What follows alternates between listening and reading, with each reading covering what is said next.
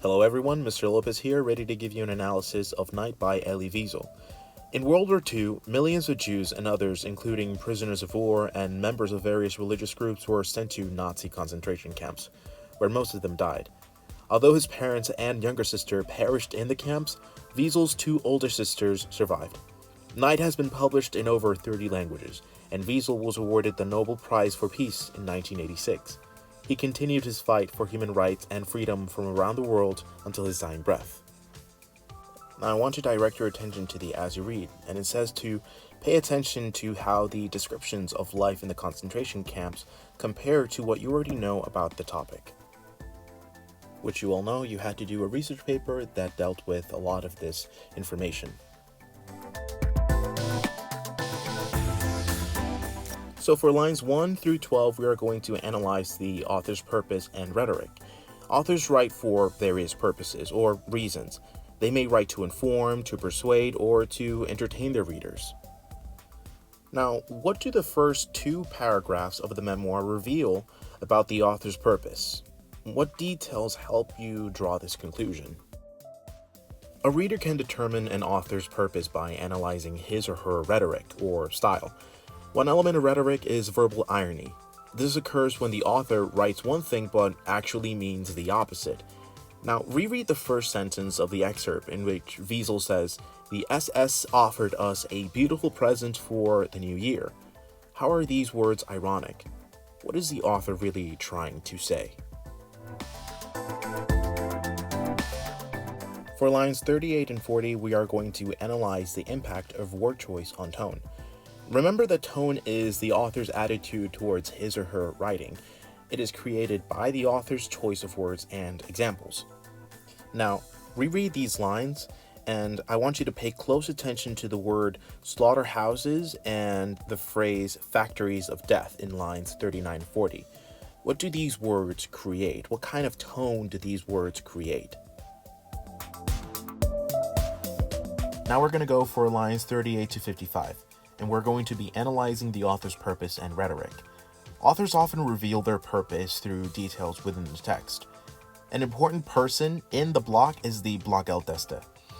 What do you learn about this person from the author's description?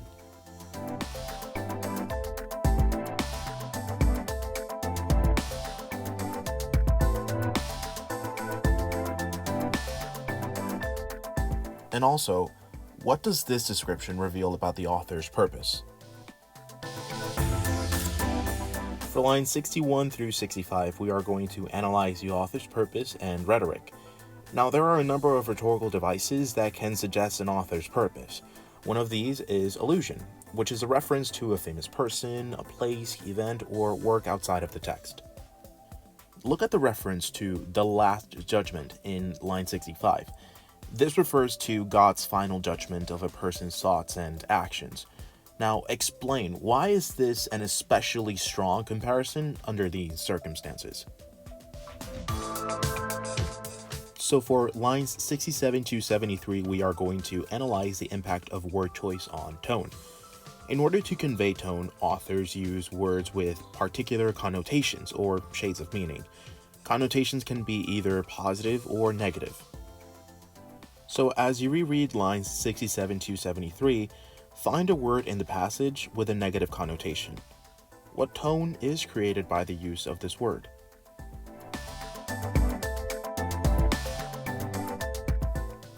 And additionally, what word with a similar meaning might have a positive connotation?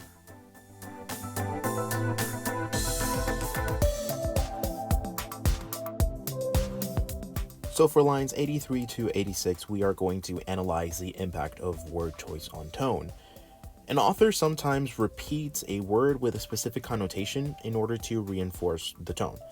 So as you reread lines 83 to 86, what words or phrases are repeated here? You should also be able to explain the different connotations of thin and skinny, and also answer, what effect does the repetition of skinny have? Now for lines 89 to 94, we are going to analyze the author's purpose and rhetoric.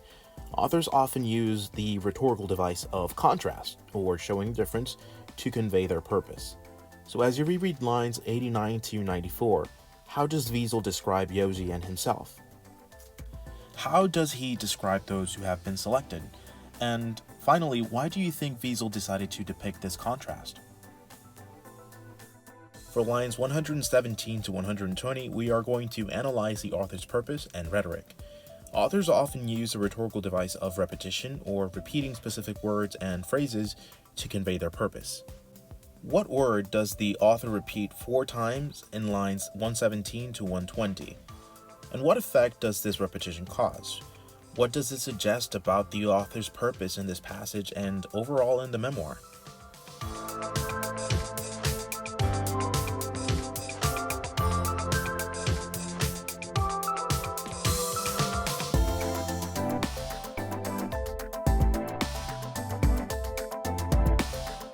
For lines 131 to 141, we are going to analyze the impact of word choice on tone.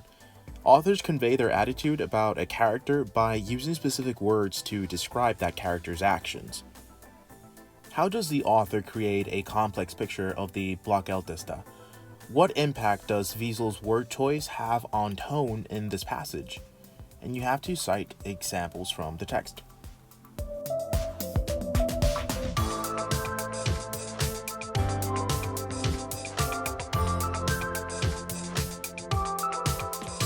Now for lines 158 to 161, we are going to analyze the author's purpose and rhetoric. A rhetorical device that authors use is parallelism or parallel structure, which is basically the repetition of words and phrases and sentences that have similar grammatical structures. As you reread lines 158 to 161, identify the parallel structures there. And lastly, explain the effect that this parallelism creates. And that'll be all. Take care, everyone.